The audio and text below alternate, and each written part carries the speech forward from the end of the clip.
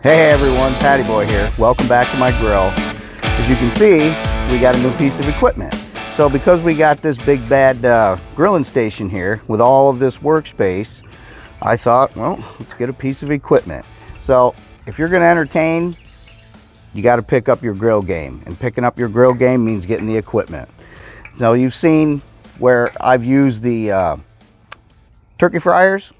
And yes, the turkey fryers can be put oil in them and use them for frying. They even make smaller ones, but this is much more convenient. I would suggest using the turkey fryer to fry things if you've got a very large group of people that you're taking care of. But this here, this is perfect. So what are we going to do today with this? This is an electric top fryer, almost like what you would find in a restaurant. This is a restaurant quality fryer. Okay, doesn't have a timer on it, but it does have temperature. Once it gets up to temperature, it automatically shuts off and then it regulates. So if the temperature starts to go down, it'll kick back on. Keep the oil right where you need it. All right, and it goes up to 375. So 350, 375 is perfect for making French fries, onion rings, whatever. But what we're going to do today is my favorite, tater tots. So above French fries and onion rings, I love tater tots. All right. And I've been messing around for a real long time now, trying to make my own homemade tater tots. And I think I finally got it down. So if you guys are ready, let's get this thing started and I'll share that with you.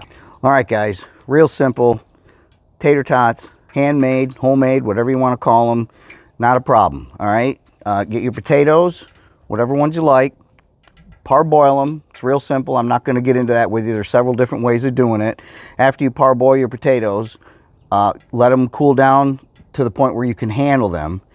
Run them through a shredder, and then that's when you can add the seasoning. So that's a nice thing about making your own, is you can actually put the seasoning in it.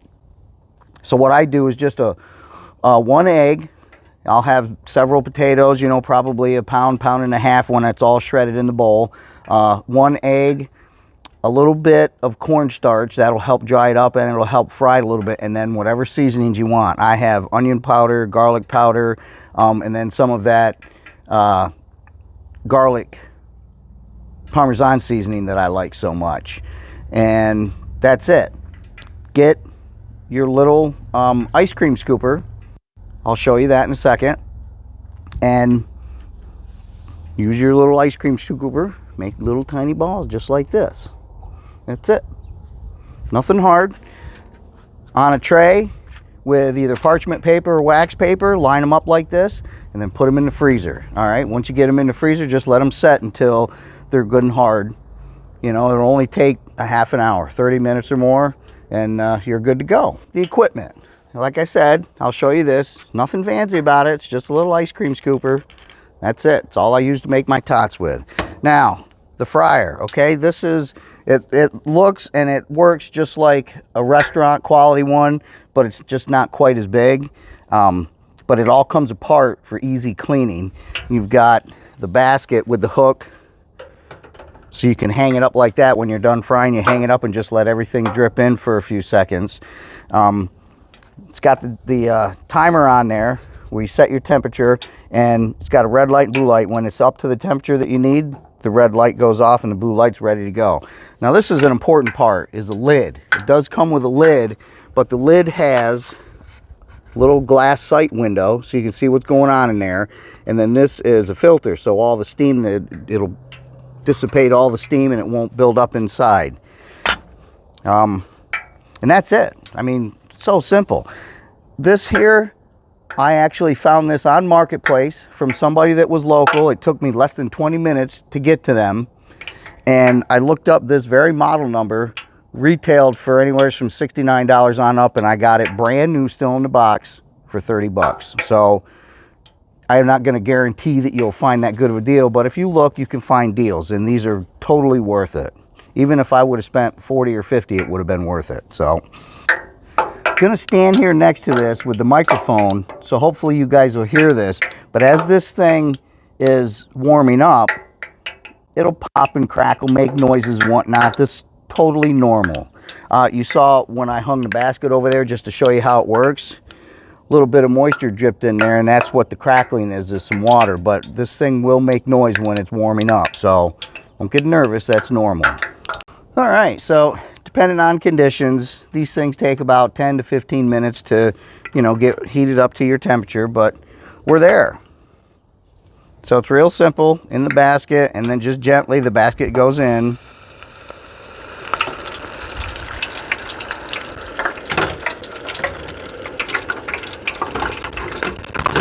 There.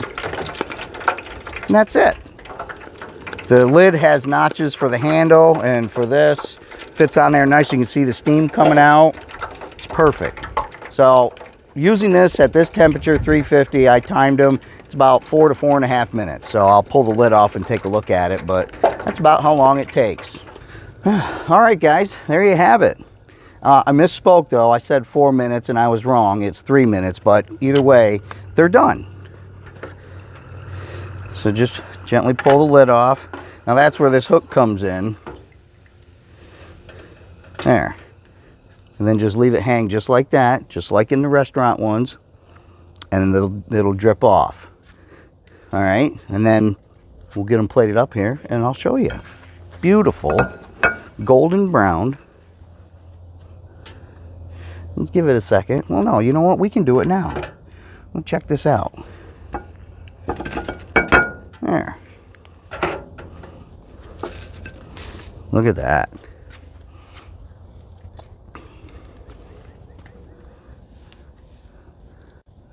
Beautiful, crunchy, golden brown, homemade tater tots.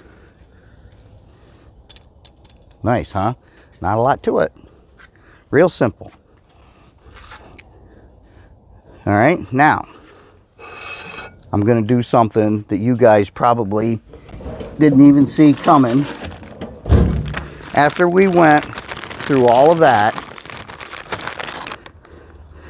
about making your own homemade tater tots, you know, all the steps that we went through, which, yeah, you know, the nice thing about it is when you do your own homemade tater tots, you can take whatever seasonings, cheese, bacon, whatever, and put it in it.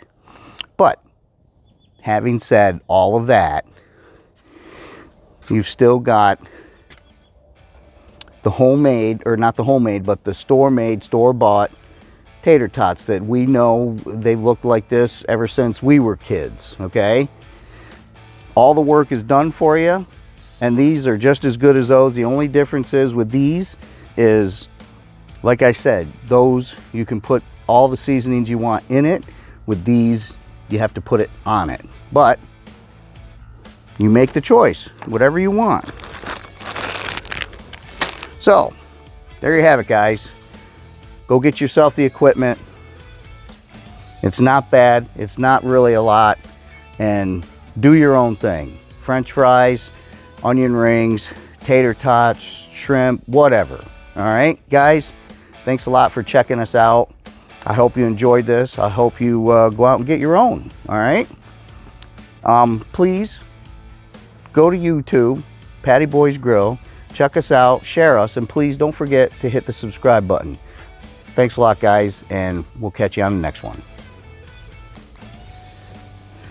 All right, guys. So what do you do when you get your tater tots done? You eat them plain with a little ketchup, or